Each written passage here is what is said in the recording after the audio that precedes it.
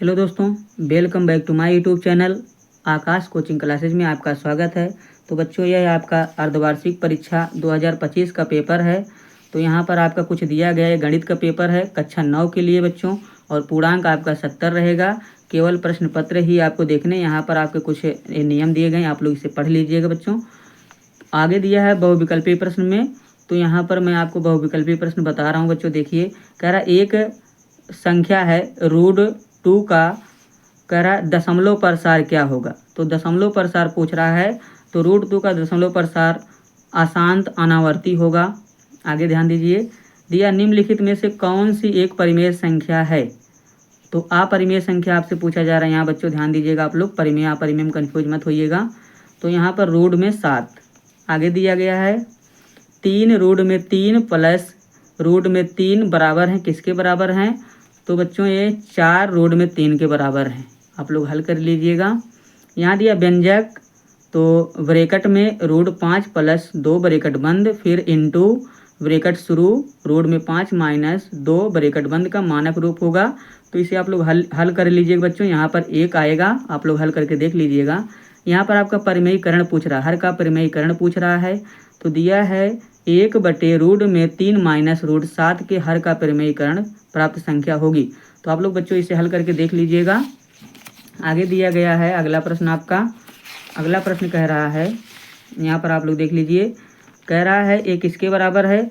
तो बच्चों यहाँ पर आपका पहला वाला सही हो जाएगा, 3 माइनस 2 रूट में 2। आगे आप लोग हल कर सकते हो बच्चों। यहाँ पर दिया गया है सब इंटू करके 4x के घाते 4 प्लस 0 इंटू एक्स के घाते 3, आगे प्लस 0 इंटू एक्स के घाते 5, फिर प्लस 5x प्लस 7 की घात है तो 4। सबसे बड़ी घात यहाँ पर पूछा x की घात, तो सबसे बड़ी x की घात यहाँ पर 4 पहले ने दिया गया है। आगे तो शून्य बहुपद की घात है, तो शून्य बहुपद की घात पूछ रहा है बच्चों। तो अगर शून्य बहुपद होता है तो उसका घात 1 होता है, अगर किसी संख्या का मान 0 होता है तो उसका मान 1 होता है। आगे आप लोग अपने अनुसार हल कर लीजिएगा।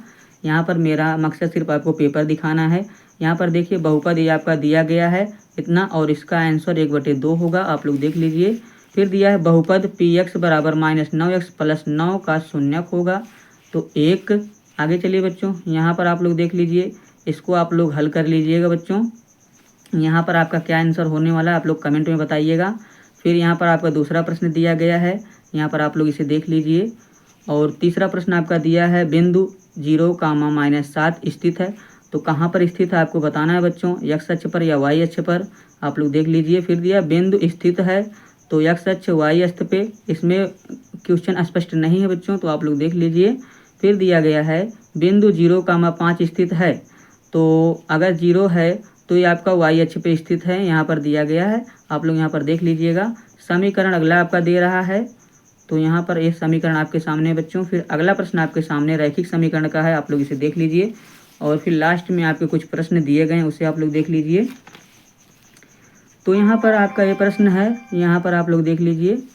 इसके बाद x अक्ष पर स्थित बिंदु का रूप होगा तो x, 0 और 30 अंश के कोण को पूरा कोण 60 अंश। आगे यहाँ पर कुछ प्रश्न दिए गए, विस्तृत उत्तरित प्रश्न, इसे आपको हल करके देखना है। पहला प्रश्न आपके स्क्रीन पर यहाँ दिखाई दे रहा है, आप लोग देख लीजिए बच्चों। मैं आपको पेपर दिखा दे रहा हूँ। हाँ, अगला प्रश्न आपके सामने आ रहा है, यहाँ देखो, सरल कीजिए। लास्ट में आपका सरल कीजिए है। इसके बाद थोड़ा सा हम चलते हैं उस तरफ बच्चों, देख लेते हैं। यहाँ पर आप लोग देख लीजिए, ये लास्ट प्रश्न आपके हैं। और अगर आपको वीडियो पसंद आई हो तो वीडियो को लाइक करें, शेयर करें और अपने दोस्तों में शेयर करना ना भूलें, और चैनल को सब्सक्राइब करें। वीडियो देखने के लिए आपका बहुत बहुत धन्यवाद।